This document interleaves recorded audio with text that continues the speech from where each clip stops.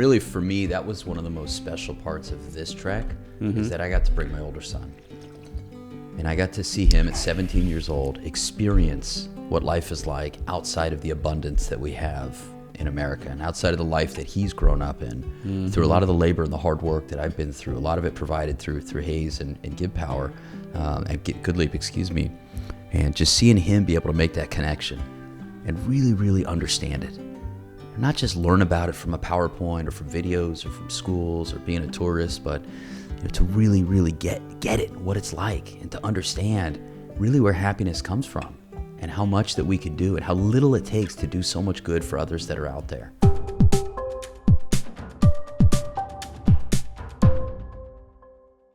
Thanks for being here, man. My pleasure. All right, so we just traveled the world together. We did. The intention today in this conversation is to share how a fantastic company creates a nonprofit and then creates impact in the world, as well as employee kind of love. Yeah.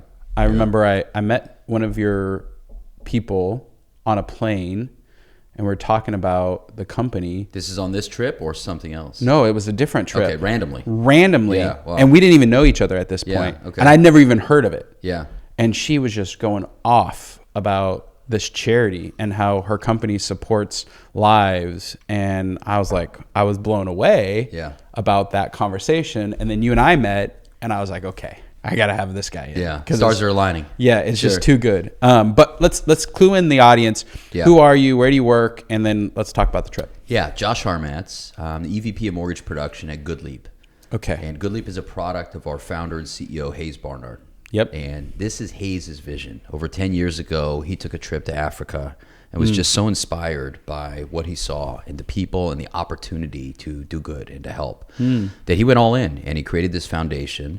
It was led to our company being involved in a major way. I've had an opportunity through Hays to go on 4 treks now. We just did ours together, which is my 4th. Yeah. First time to Philippines. Yeah. I'm in love with Philippines, by the way. Let me just say, right? I fell in love with Colombia, going to Colombia a few times. Yeah. My good friend, Eduardo, who really introduced me to the country and the culture. But Philippines is something special, man. It's something else. Yeah.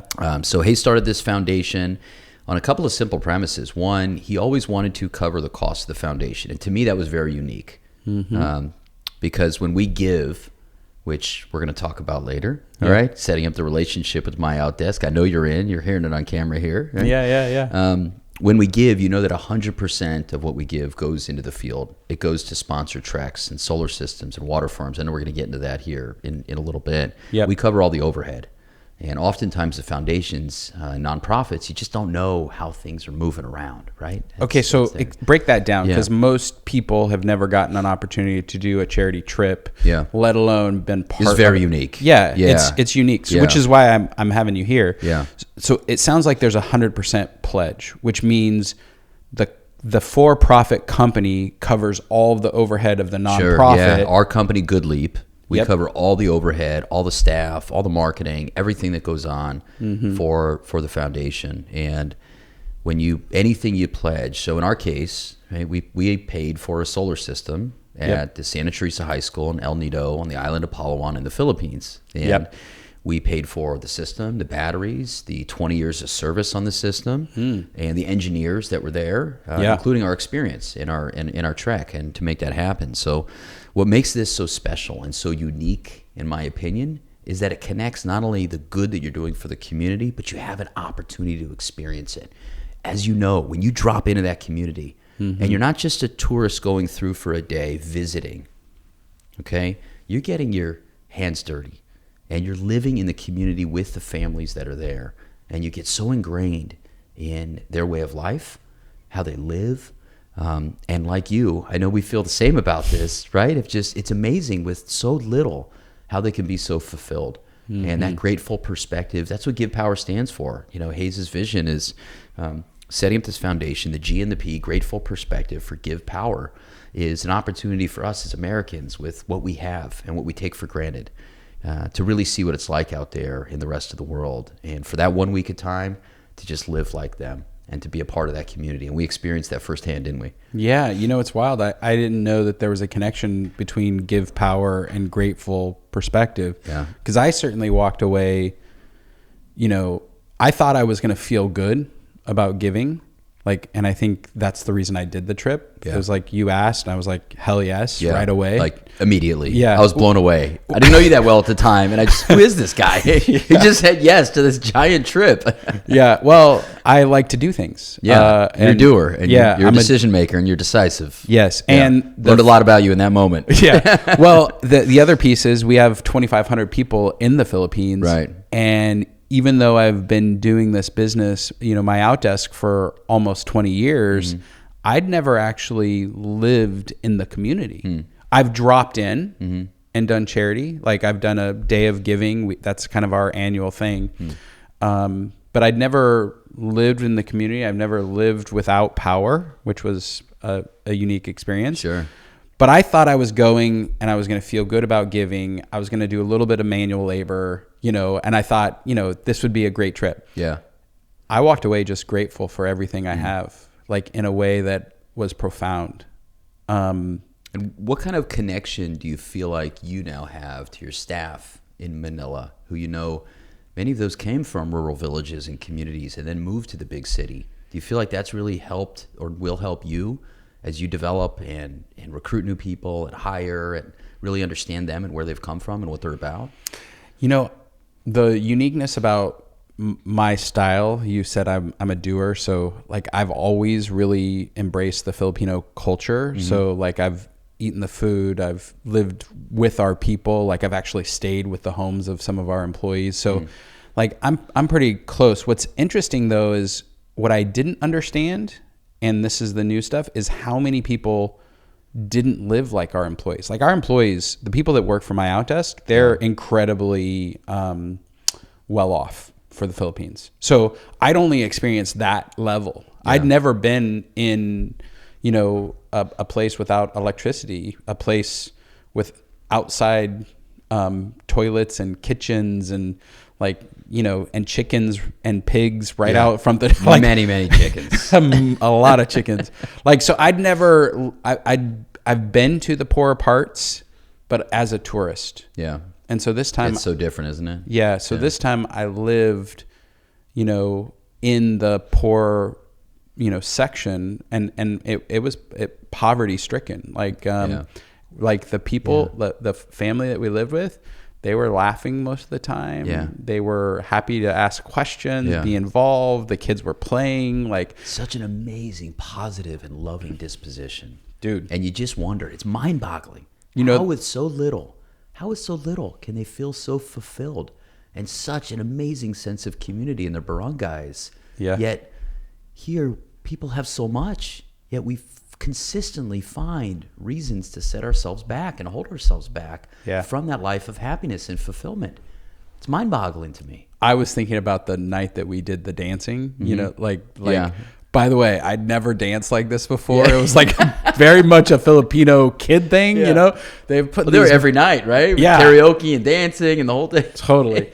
But I think you're right. I mean, they live differently, and it was a reminder to me to be thankful, grateful, positive. Like we don't have problems; they have problems, and yet I think apples to apples, I would say it's a happier culture. It's more positive, more gratitude, more love, more, you know, than Americans. Yeah. And really, for me, that was one of the most special parts of this trek is that I got to bring my older son. And I got to see him at 17 years old experience what life is like outside of the abundance that we have in America and outside of the life that he's grown up in through a lot of the labor and the hard work that I've been through, a lot of it provided through Hayes and GivePower and Good Leap, and just seeing him be able to make that connection and really, really understand it. And not just learn about it from a PowerPoint or from videos or from schools or being a tourist, but to really, really get it, what it's like, and to understand really where happiness comes from and how much that we can do and how little it takes to do so much good for others that are out there. How has it changed him, you think? Is there like a before trek and post trek in his perspective, or like what's the real impact you think that would happen? Because interesting enough, I went solo. I've got younger kids. You have teenage kids. Yeah, 3 of them. Yeah. Wish me luck. Well, being a father's hard. Yeah. But the curiosity for me, because I told a friend who was struggling with a kid that he ought to take his kid on a trek. Yeah. And I'm curious, what's the after effect, you think, on your teenage son? It's deep. My son especially, everybody's different, as you well know. And especially, we have 3 kids, and all 3 are polar opposites in so many ways. Totally. My son mirrors his mother in so many ways. He's very, as you spent a week with him. Reserved. He's reserved. Yep. But when he speaks, it's powerful. And he's just got this quiet confidence and maturity about him that I know these deep-seated connections are just going to pave a new way of life for him and a new way of thinking. He's not the kid that's going to come back and just be exuberant, raving about how different things are, because it's not superficial for him. Yeah. It's deep, and I'm very, very confident. I'm inspired by seeing the work that he does. He's just an amazing individual already. I love him so much. Yep. I'm so proud of him. And now having this experience and this opportunity, man, I'm just, it gets emotional for me, man. Just really thinking about what this will do to shape the man that he's becoming in such an impressionable part. But think about it as a teenager, right? These years in our late teens and early 20s, formative. These really set the course of our life for many of us. Yes. Right? That's when those seeds are planted and your course and your direction in life takes off. And to have that experience at a young age, I just hope that everyone that can find a way can do this sort of thing as well. And that's a lot of what we're doing with the Impact Squad. So I started the first ever volunteer group for GivePower, and we're showing people how they can fundraise and how they can go on their own legacy treks, just like we did. Yep. It was a group of us that got together, and many of our kids fundraised. Our friends Ross and Kenny and others that went with us, they brought their children as well. And when you tell the story of GivePower and you let others in your life see what it's about, it's not hard to get people to chip in who have the means to do so. And within our company, we found that basically a cup of coffee, many of our employees, we have over 300 of them that donate every single paycheck. And they sacrifice essentially a cup of coffee, right? It's about $10 a paycheck. Some do a little bit more. That comes right out. They set it and they forget it to be a part of GivePower. And we fund impact projects specifically. So our first one was helping out a water farm. Our last one was Ride for Women in Uganda. And right now we've just raised enough money for our next one to bring in a commercial scale solar system to Panzi Hospital. A hospital that serves children and women and in a very, very tough part of Uganda. And we're really grateful to have that opportunity to do that, because these sort of projects don't happen without private donors, without outside groups, or in our case, our volunteer group, who's donating most often just on a paycheck deduction standpoint. And we're going to teach other partners, companies, how they can do the same thing within their own businesses, how they can inspire their employees to not only get involved with GivePower, but also have opportunities, just like you and I did, to go on these treks. Yeah. Right? We have over 100 partners. Many of them are solar companies. Many of them are in finance. And there's other businesses as well that they set up this pledge where either they'll donate per solar system installed or per deal that's closed or some flat amount. And then they'll have the opportunity for their employees to go on treks as well. We've done 19 of them now within our own business. Every year we send 30 to 40 employees on these treks, which is funded from the company. And then you have private individuals that can fundraise together, like what we did with our group, right, and do their own trek and create their own experience where they can bring a family member or child, or like yourself, go on your own your first time. Yep. And now, do you want to go back? No.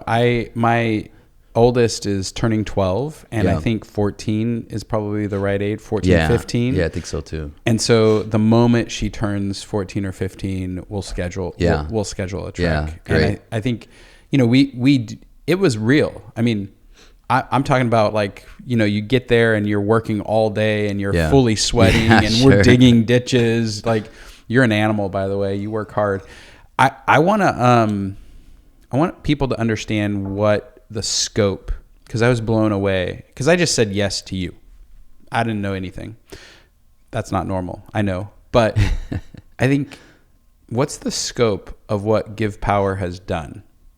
Yeah, great question. So It really started based on solar and bringing power, GivePower, right? Obviously, that was the roots of the business. And to date, they've done over 2,200 solar installations around the world. 2,200. 2,200. That's huge. Yeah, solar installations. And many of these are schools, these are medical facilities, places like what you'd experienced. They don't have power. If you don't have power, you don't have access to things like the internet. And for kids these days, they need access to the world around them if they're going to compete. These communities need that to be able to chart a better course forward in the modern world. Yep. And it's transformational. Just imagine what these kids can do now and then bring that back to improve their community. Well, the school that we went to, I can't imagine as a kid sitting in class, sweating. Yeah. It's hot. It's hot. It's humid. So, I mean, we put fans in there, which isn't like air conditioning, but dude, before that, you close the doors, you open the windows, and it's all.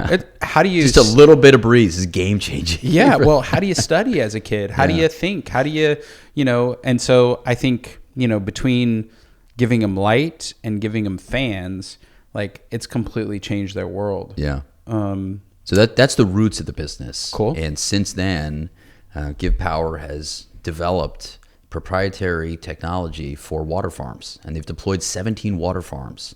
What's a water farm? Yeah, so water farms are, let me explain how the systems look. Yeah. Because I was there in Portola Valley where they invented their first ever water system. They've now moved to Austin and have more of a commercial operation that's all privately funded or funded through GoodLeap, our business. And they've developed a way in one cargo shipping container. Right, they have a standard system and a max system, which is several of these containers. They pack in there the batteries, the water filtration, the solar panels, the mounting and rack system. And when they drop ship these to the locations, things can be unpacked from the cargo container and set up to provide clean drinking water. And when you see with some of these areas in Haiti, in Africa, and what they go through, not just the impact on the medical issues. I mean, there's places they go to where 1 in 8 kids have waterborne diseases. There's places they go to where women, their whole life is around fetching water and bringing it back. And it's created this system with men and the women, right, that's there. And the women empowerment movement that they're seeing in a lot of these areas is just transformational, where now they have water in their village that they can go to and get clean, safe drinking water because the solar system is pulling it right out of the ocean. It's filtering the water and cleaning it. It's desalinating the water, thank you. And now providing water where they can go and access it. And the genius of that, Hayes' genius here is to create a self-run system. So instead of, some of these places, they bring them out of wells where the women will walk miles a day or the children will walk miles a day to get this brackish water and bring it back. That's killing their kids. They're literally killing their kids. Now they have clean water in their community that's safe. And they set it up so that they're buying it for pennies, okay? But those pennies are needed because these systems, they need new filters. They need employees to staff these water farms. So you need to think of a way to have these be self-sufficient on their own, right? So that it's not an NGO going in, doing something great for a community, but where is it 3 years later, 5 years later, 10 years later? This is something scalable that can grow, and it's created a lot of business opportunities for the local people by providing jobs, by giving them opportunities to bring this water now on tuk-tuks or electric bikes, or, you should see what Mr. Beast did. If you haven't watched those videos yet, the Mr. Beast philanthropy is now very tied into GivePower. All of our kids know Mr. Beast, right? He's got something like 180 million followers that go watch these videos to see the impact that his team has made in going to these communities. He did one where I think he bought 1,000 electric bikes. These are bikes with like things on the back, right? So they can transport these giant jugs of water back to their home or to other homes. They can resell it, right, at very affordable rates for these people. Other areas, so I went to a trek on Isla Grande in the Philippines, right outside of Cartagena. And this community got water from a ship.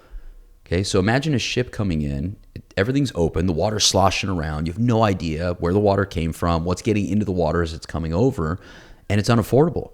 It's very expensive for them to even buy this water. It's their only source that they have, right?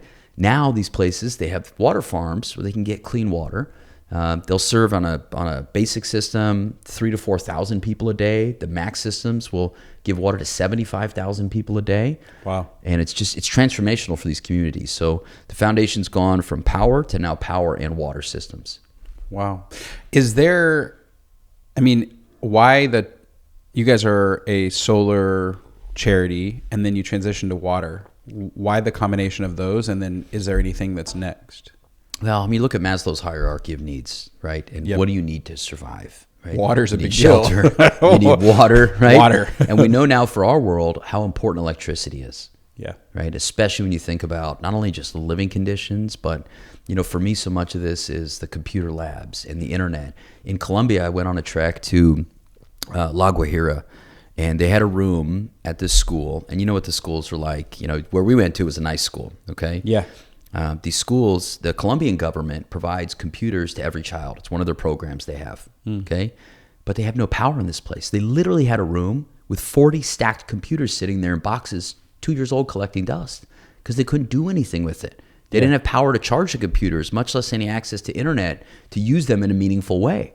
Jeez. So the government provides these computers with no thought on how they going to power them up, right? Yeah. Well, now they have a solar system and backup batteries so they can access the internet. They can turn on the computers, right? Yeah, and really do something with it. That's super cool. Yeah. That's super cool. So how, if a business owner is watching, like what's your best advice to incorporating charitable giving into a business model? Yeah. And you guys have been around 10, 15 years. Is that kind of the time frame for the charity? Yeah, that's the time frame for the charity. Our company itself's been around for over 20 years. Okay. And, it's really simple. Go to the GivePower website. There's a link on there for Give Partners, or reach out to Daniel or myself and we'll connect you. Yep. Aparna is the head of our Give Partners program, and she's amazing. She comes from the poorest conditions you could ever imagine in India and is really self-made. And she runs Give Partners to help introduce companies to the foundation and teach them how to get involved, how to get connected. And it's not just connecting for a business. And from running your own, it's important we give back as a company, but also to connect the employees to the vision of what you're doing and give them an opportunity to go into the field just like we did.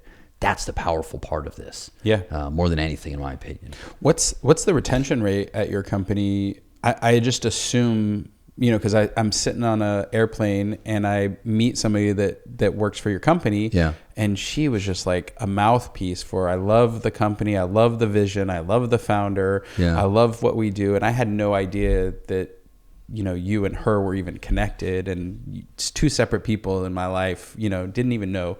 So I go on this trek and I put it all together. So I'm curious, what's been the impact for the average employee at your company? Yeah, it's tremendous. So when I'm in finance, and the recruits that we talk to, they have options. Winners always have options on where you want to work. And mortgage and real estate and how that works very much. It could be very transient at times. Yeah. People come here often because of GivePower, because they want more. They want an opportunity to know that the work they're doing. Yep. And so for the staff, when they learn about, as they're researching the company, they learn about GivePower and they understand how deeply this is embedded into the culture of our business.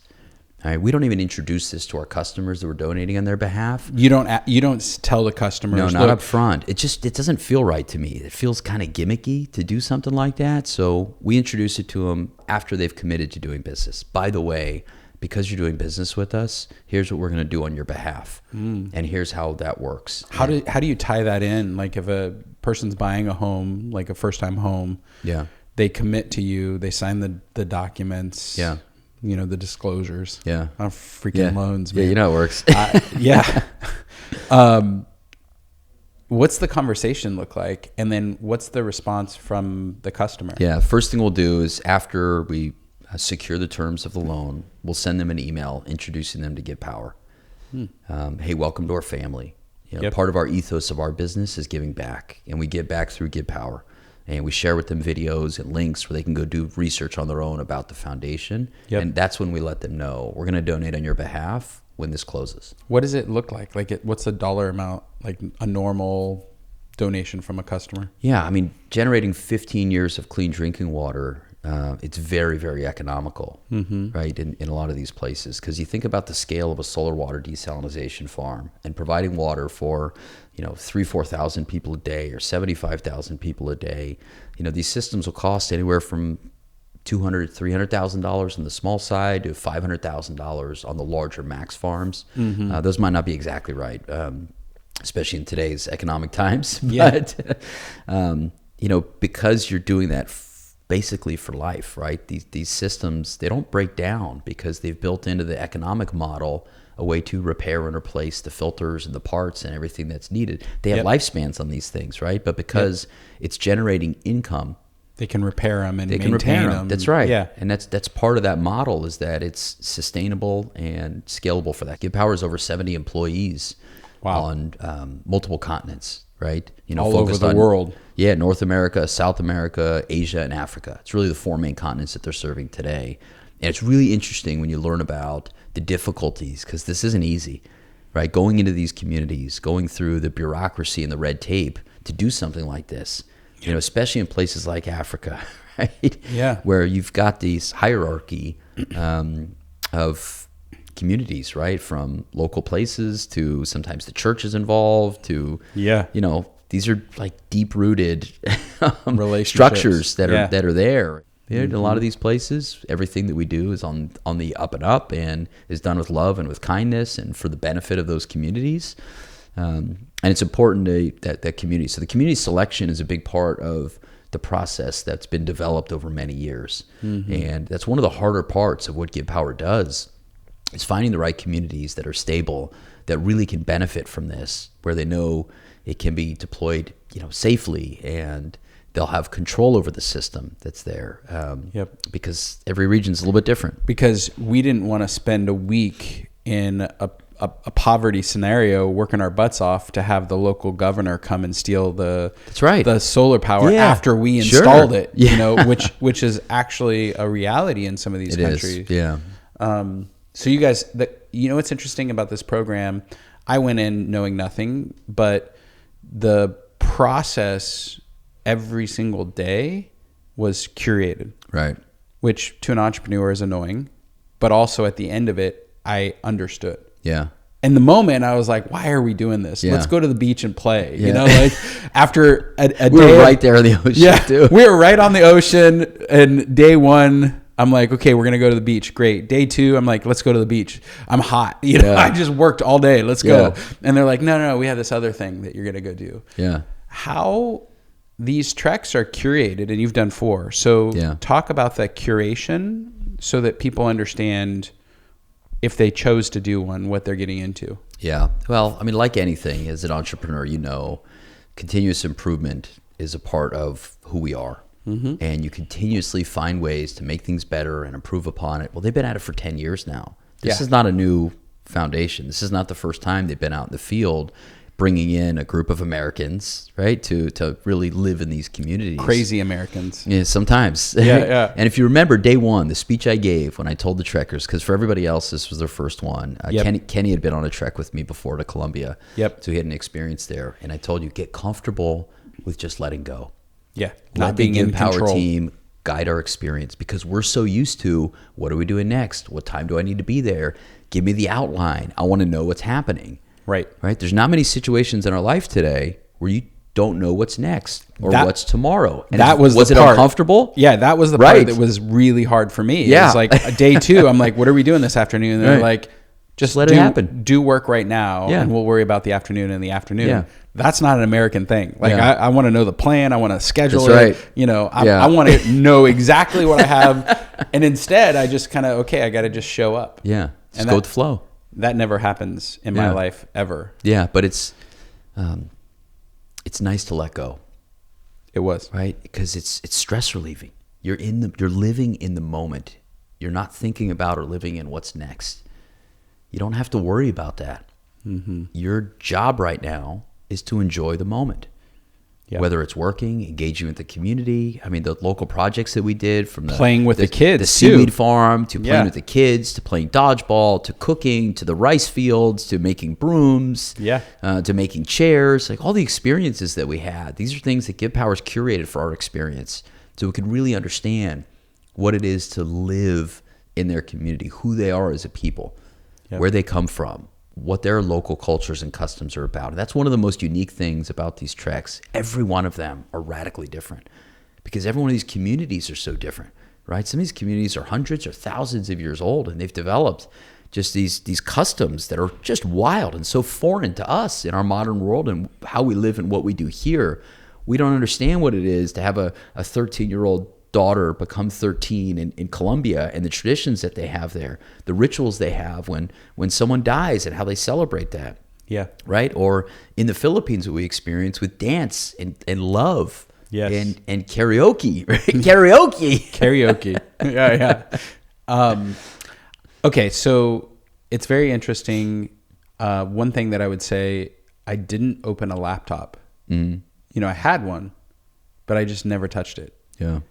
I also didn't play with my cell phone. Like, there was just like that opportunity to just disconnect from real world and just be present in the moment. There was some value to that too. And when I say some, I'm constantly, as an American, we're doing their stuff. And so we're productive. We're doing moment. Stuff. Yeah, like sure. I was doing stuff before this, and after this we'll be doing stuff. And so that was also it was really nice to disconnect and really be disconnected. Yeah, I agree. Cell phones didn't work half the time. Like, you know, it just, there wasn't a moment to actually do anything but be present, which is also unique. Yeah, so rare. I mean, can you think of another time for an entire week that you've disconnected like that as an adult? I can't. Only when we travel to remote places. And, you know, it happens, but it's rare. Yeah. Yeah, and I think it's really something to appreciate. You know, the closest thing we've had to that was the COVID era, right? In the COVID time, when we disconnected from certain ways of life as we were quarantining in that area. Beyond that, I can't think of any experience I've had that remotely connects to what it's like to be there in the field in these communities and just living with those families and living their way, how they eat, what they do, how they experience things. Now, you know, I think we should tell your audience here, we have cooks that are there with us. Okay, that's a really important point. It really is, especially when you travel to Africa or you go to some of the parts of Colombia that I've been to, because our bodies, we just can't handle all the local food that they have there. We also had a doctor that was with us. We had a doctor the entire time. Yeah, we had a staff taking care of us, right, to make sure we unique. We were really safe and that we can get through that in a healthy way and not come back, you know, sick or destroyed. Right. The time change was enough. Like, that was a lot going to. I'd never experienced that sort of time change. I've been to Europe before. That's, you know, I think 10 to 12 hours, something like that. But this was not the same. 16 hours, right? Difference. So it was really strange. I think we left on a Friday and we got there on a Sunday. What was your indoctrination into the company kind of culture of giving back? Like, how has that been? And then what's it like? I have a friend, I call him a peer. I think he's more of a peer than a friend. And I've been on him to start giving back. Yeah. You know, like, hey, you got to do something. You're American, you're rich, you employ people, and this year you don't have a plan to give back at all. Yeah. And he's like, well, you know, maybe I would, maybe I wouldn't. So what was your indoctrination into it? What do you do with employees who are like, this isn't for me? Yeah. And then, like, what do you think the value is for the overall company, your world, all that? Yeah, great question. And I have a lot of firsthand experience with that. You know, I got into the finance industry almost 23 years ago, and I've never been an altruistic person. Yeah. Okay? I've got in for my own financial gain reasons. I grew up without much, and I wanted more, and found a vehicle to do that in this industry. Sales, yeah, mortgage sales specifically. How many people report directly to you? Our team today is about 130. 130 sales professionals? Yeah, and the organization around it. As a company, we're about 1,500 as a business overall. You know, we're a fintech platform. But to me, this was a gift, right? Because I didn't have this in my life. I didn't have charitable giving as a way of giving back. And the opportunity to be inspired by GivePower, to want to do that, not have to do that, and have something just so unique as a foundation What got you hooked, though? That's my question. Is like, it really started with Hayes because I just have so much love and admiration for him, and his vision of what he's doing right away was interesting to me, and that brought me into the fold, joining this company. But what I found, and this is a really important point, I think, especially for other business leaders that are going to be watching this, is that when you can connect the hearts and minds with something, and you do it together as a team, and then you make it easy. You make it easy if you want to give them an opportunity to give themselves through payroll deduction. It's easy. When you donate as a business and you can send them on a trek, it's easy for them to do. And that's oftentimes the disconnect. It's not that your friend doesn't see the value in giving back or want to give back, but it might be like doing taxes. You just put it off, right? And then you never get around to it. Yeah. So when you sign up with our Give Partners program, it's easy. It makes it easy, where you can just set up a program, they'll teach you how to do it, and then you just do, and it runs on autopilot from that point forward. And that's what we found with payroll deduction for our staff. They e-sign one form that's voluntary. Of course, they can cancel at any time. There's no obligation. There's no pressure. But it just brings it to them on a place that they can get their head around what this is and what we're doing, and then show them how to do it, and then communicate back what it's going towards. And that's really how you connect things full circle. So they understand what their money is going towards, or what their time is going towards, the impact that it's making. And GivePower does such a phenomenal job in sharing the stories of the value of what they're bringing to the field, whether it's with solar systems and medical facilities, which is just incredible. I mean, my sister went on the first trek from our company, GivePower. My big sister Jen, has worked for the company now, I think I'm going to get this wrong, I think 7 or 8 years as a loan processor. She's great. I love her to death. And does she work on your files, though? She did at one point. I mean, at one point I ran operations, and I was kind of... Hey, sis, what's the deal with this file? Is it going to close soon? Basically, right? Yeah. And she did a medical facility in Nepal. And you go to these medical facilities, and you know, we saw in the Philippines that they had a generator. Yep. Right? And the generator worked. Yep. But it was funded by teachers who make very little. They had no budget at the school to pay for gasoline for the generator. So when they wanted to have a meeting with the students and have their PA system work, or a karaoke night, right? Yeah. Or power something so they can charge up their phones during the day. Well, they had to pay for it out of their pocket, right? Well, they also needed to print syllabuses because they have a book that they had to make copies for, right, but they got to power that through the generator, right? Which they're having to pay for on their meager salaries that they get, right? Exactly. So when she went to Nepal, she got to experience the power for a medical clinic where they didn't have refrigerators that can store vaccines. Jeez.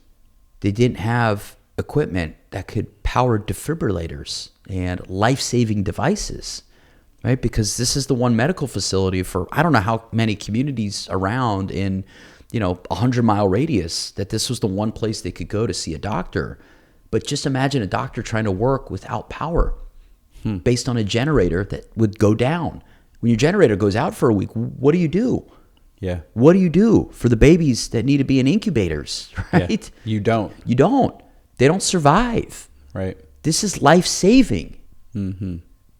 And to experience that level with babies, it just that connects in a different way. We got to experience it with children. Yeah. And our water farms experience it with I'm getting chills talking about this, by the way, right? Yeah. But to see babies that would not live if that power was not there, it just connects with your heart at a different level. God, look at my arms. I've got chills just thinking about this. Man. Yeah. How many folks at the company are as passionate about this as you are? Oh, I mean, I'm confident in telling you every employee at our company is passionate about GivePower in different ways. And many of them, like myself, have taken on leadership roles in our volunteer group to get more involved. Because it's not just being passionate about learning about GivePower and excited about what's happening around them, so many of which are now donating, and so many are donating their time. We have 17 volunteer leaders just in our group, just like myself, that are finding minutes in the day or time after work, time before work, to help GivePower in different ways. What does the leadership structure look like for the charity? Like, is there a board? how do they make decisions? Like, I'm just kind of curious, the operations part. Yeah. I mean, ultimately, Hayes is the CEO of the foundation, right? This is his baby. Michelle McGee is the president. She is an amazing woman.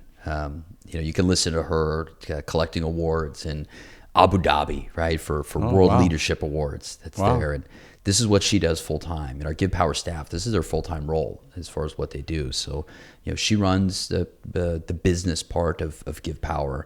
And from there you have, you have the Trek organization with the Trek leaders that help bring people into the communities, and the infrastructure and organization around that. You have project selection. There's a team out there that needs to decide where should these projects go. And they work through the logistics of getting the water farms deployed. Those are huge projects, right, at scale. And, they need the permits and the foundation, right, the concrete that's out there. And you got to bring in the equipment and get permits to bring things into the country. And operate in a country that you the operations don't know. End of it. Yeah. You have the fundraising aspect of it. You have the marketing and communications aspect of it, right? You go to the YouTube channel or, see the Vimeo videos that get posted. There's a creative team that's bringing these videos to life. We just got our video. I loved it. And, they took an entire week experience and packed it into a 3-minute video so that we could share with our families and others out there what this experience is like. Totally. So there's a lot that goes into the sausage making, so to speak, to make these things happen, right? Yep. There's infrastructure that's needed. Totally. I think we're going to wrap up, but the ceremony at the end, I think everybody... the lighting ceremony. I think everybody did. Like, I cried. Like, oh, sure. Streaming. Yeah. And, the kids were crying. Yeah. So the kids were on stage singing a song. I'll never forget that performance. Yeah. As long as I live. Yeah. Kids in tears. Basically saying thank you. Yeah. And so I'm curious, have you been through, is this the 4th time and it was like that powerful every single time? Everyone is different and unique, and it is as powerful every time because every community is different, and no one lighting ceremony is the same as the next. Yeah. This one was so special for us because more than anything, we had so many of the kids around us. Yeah. And we got to hear from them and their performances and their songs and really feel their gratitude. And, we understand going into it what this will do for these communities. Yep. But to really hear it from the kids' perspective, that was really special. Yeah. Just their faces, right? When they lit up, when the power turned on, and they're throwing all their glow sticks in the air that I brought for them out there. Because, I'd been to these before. How cool would this be? Bring them all glow sticks. Yeah. And no one else really knew what was going to go on except for you and Kenny. Yeah. So, and we were like a group of 12, I think, or 10 of us. 10 of us. Yeah.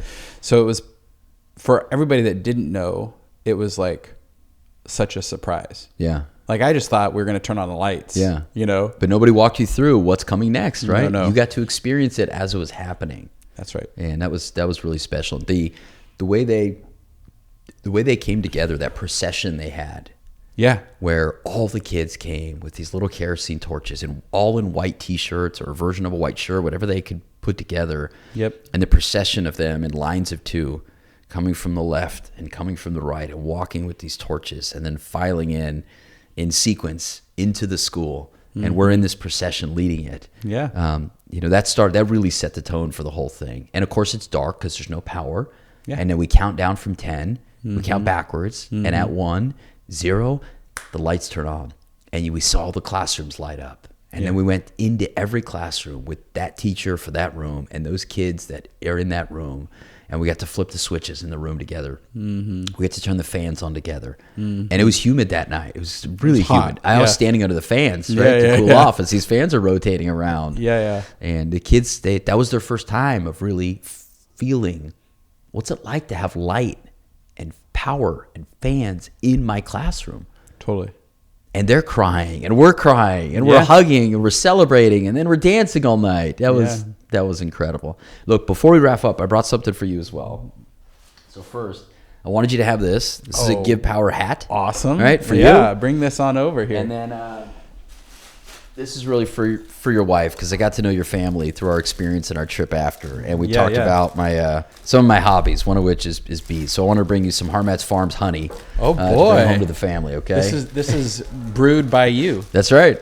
I love this. Yeah, my first season. Well, this is good. Grab Felicia real quick. We're a little early, but this is great. Thanks, dude. Yeah. Did awesome. You guys came up with this logo? Yeah. That's super That's cool. my dog Charlie, and that was our first favorite rooster. Yeah. Cheddar Cheese, Harmatz. That was his name. Cheddar Cheese. Oh, I love it. Yeah. He ended up getting eaten by a coyote, by the way, but he lived a good life until then. Yeah. There are coyotes on the river. There sure are. Yeah. Now I have that's why it's such a big deal this morning. One gets out because now I keep them totally protected. Oh, wow. So hawks, coyotes, raccoons. How did it get out? Just when I'm opening the door to, I was giving them treats and. You're needed out here for 2 seconds. Excuse me. What are you up to? All my clothes will stay on. I promise. I hope so. All right, brother. Well, first of all, your trek. Holy cow! Your trek changed my life, and whenever that happens, I just want to make sure I give back. So, wow, chills again. Zoom in. Zoom in. So Daniel, are you serious? Yeah, I'm very serious. This is incredible. So, oh my gosh, Felicia's gonna bring. This it has never happened. I don't think this has ever happened before, Daniel. Something like this. Wow.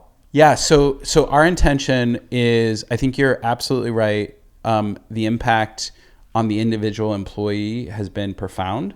So this is a check specifically for our employees here at MyOutDesk to experience this. Wow. And so I'm hoping to be able to fund a trek and have our people go over the next year or two and get to experience impact, have what we have, and really connect that powerful feeling of gratitude that we both got to share. Daniel, this is incredible, man. This is incredible. I never could have expected something like this, and the impact this has made on you, and now your pledge, not just to send your staff out there and have the same experience that we got to go through, but what I'm sensing is this is creating an ongoing relationship. Am I right? I think so. Yeah, I think so too. All right. Thanks for being here today. Good for you, man. Thank you. All right. Wow. Holy cow. Come here, man. That's so amazing.